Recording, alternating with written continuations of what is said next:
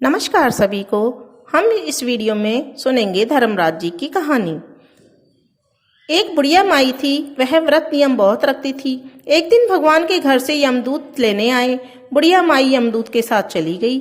आगे गहरी नदी बह रही थी। बुढ़िया माई डूबने लगी। तब यमदूत ने पूछा, माई गाय दान की हुई है क्या? तो बुढ़िया माई ने मन ही मन गाय माता का ध्यान किया तो गाय माता वहां उपस्थित हो गई। गाय की पूंछ पकड़कर बुढ़िया माई ने नदी को पार कर लिया। आगे गई तो काले कुत्ते खाने को दौड़े। तब यमदूत ने पूछा, कुत्ते को रोटी दी है क्या?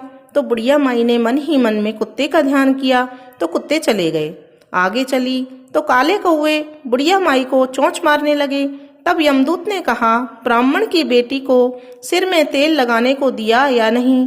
तो बुढ़िया माई ने कहा, ब्राह्मण की बेटी को याद किया। तो कौवे ने चोंच मारना छोड़ दिया। आगे गई तो पैरों में कांटे चुभने लगे। यमदूत ने कहा, चप्पल दान किया है नहीं? तो बुढ़िया माई ने याद किया कि तो चप्पल पैरों में आ गई।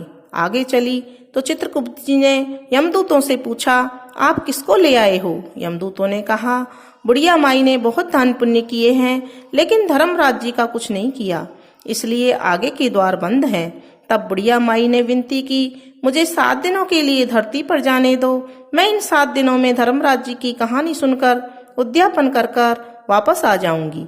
धर्मराज जी ने उसके प्राण लौटा दिए।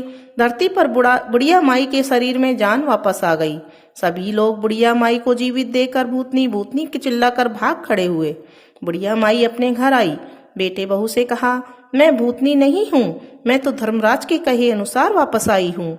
मैं प्रत्येक दिन धर्मराज की कहानी सुनकर उसका उद्यापन करके वापस परलोक को चली जाऊंगी। यह सुनकर बेटे बहू ने पूजा की, सभी सामग्री ला दी, लेकिन कहानी के समय हुंकारा नहीं भरा। तब बुढ़िया माई पड़ोसन के पास गई। पड़ोसन ने कहानी सुनी और हुंकारा भी भरा। बुढ़िया माई ने 7 दिनों के पश्चात उद्यापन कर दान किया। 7वें दिन धर्मराज जी ने बुढ़िया माई के लिए स्वर्ग से विमान भेजा। विमान देखकर सभी गांव वालों को स्वर्ग जाने के लिए कहा। तभी बुढ़िया माई ने कहा, मेरी कहानी तो केवल पड़ोसन ने सुनी है। यह सुनकर सभी गांव वालों ने बुढ़िया माई के पांव पकड़ लिए और धर्मराज जी की कहानी सुनाने को कहा। बुढ़िया माई से कहानी सुनने के बाद सभी गांववासी विमान में बैठकर स्वर्ग को पहुंच गए। सभी गांववासियों को देखकर धर्मराज जी ने कहा, मैंने तो केवल बुढ़िया माई के ही लिए ही विमान भेजा था। बुढ़िया माई ने कहा, मेरी कहानी इन सभी ने सुनी है, इसलिए मेरा आधा पुण्य इनको दे दो, स्वर्ग में वास भी दे दो। तब धर्मराज जी ने सभी गांववासियों को स्वर्ग में वास दे दिया। इसलिए हे धर्मराज जी, जैसे बुढ़िया माई को आपने स्वर्ग दिया, वैसे सबको देना।